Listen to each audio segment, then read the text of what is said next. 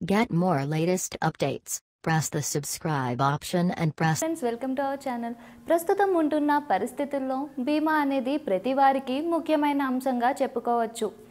ఇక బీమా రంగంలో మంచి పేరు తెచ్చుకోవడమే కాకుండా బీమా తీసుకునేందుకు దేశవ్యాప్తంగా అందరూ మొగ్గు చూపే కంపెనీ LIC. మార్కెట్లో జీవిత బీమా సంస్థ వివిధ రకాల పాలసీలను ప్రవేశపెట్టింది. కాబట్టి ఏదైనా పాలసీని తీసుకునే ముందు పాలసీలో ఉన్న రకాల గురించి తెలుసుకోవడం ఎంతైనా ముఖ్యం. ఇకపోతే లైఫ్ ఇన్సూరెన్స్ కార్పొరేషన్లో పాలసీ తీసుకున్న వారికి ఒక అలర్ట్. అదేమంటే కంపెనీ తన పాలసీలను సవరిస్తోంది. LIC పాలసీలో పలు మార్పులు డిసెంబర్ 1 నుండి చోటు చేసుకోబోతున్నాయి. దీంతో మీరు తీసుకున్న పాలసీలో కూడా సవరణకు అవకాశం ఉండొచ్చు. ఇకపోతే ఈ సంస్థ తన పాలసీలను రీఛార్జ్ చేయడంతో పాటు ప్రపోజల్ ఫామ్ని కూడా సమరించనుంది.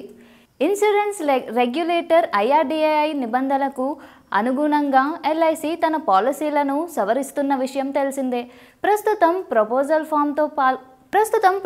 ఫామ్తో పోలిస్తే కొత్త ఫామ్స్ సమగ్రంగా ఉంటాయని తెలుపుతున్నారు. ఇకపోతే కొత్త ప్రపోజల్ ఫామ్ను 4 సెక్షన్లుగా విభజిస్తున్నారు. సెక్షన్ 1లో ప్రపోజల్ వివరాలు ఉంటాయి. సెక్షన్ 2లో ప్రపోజ్డ్ ప్లాన్ వివరాలు ఉండొచ్చు. సెక్షన్ 3లో ప్రపోజల్ డీటెయిల్స్, ఫ్యామిలీ హెల్త్ అలవాట్లు వంటివి ఉంటాయి. సెక్షన్ 4లో ప్రపోజల్ సెల్ఫ్ డిక్లరేషన్ ఉంటుంది. ఇదే కాకుండా సెక్షన్ 1లోని ప్రపోజల్ వివరాల్లో KYC నిబంధనలు, ఈక్విటీ ఇన్వెస్ట్మెంట్స్, ట్యాక్స్ వివరాలు వంటివి ఉంటాయి. నామినీ ఐడీలు, పేరు, సంతకం, ID ప్రూఫ్స్ వంటివి సమాచారంగా ఉండగా సెక్షన్ 2లో ఇన్సూరెన్స్ ప్లాన్ వివరాలు ఉంటాయి. ఇక ఏమైనా రైడర్స్ ఉంటే వాటి సమాచారం కూడా పొందుపరుస్తారు. జీవన్ అమర్ టర్మ్ ప్లాన్ ఎంచుకుంటే అప్పుడు స్మోకింగ్ అలవాటు కూడా తెలియజేయాల్సి ఉంటుంది. దీని ప్రతిపాదన బీమా మొత్తం ఆప్షన్ మార్చుకునే వీలుంది.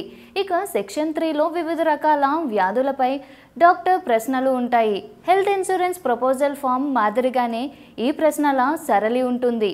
పాలసీదారుడికి ఉన్న వ్యాధుల గురించి కూడా తెలియజేయాల్సి ఉంటుంది.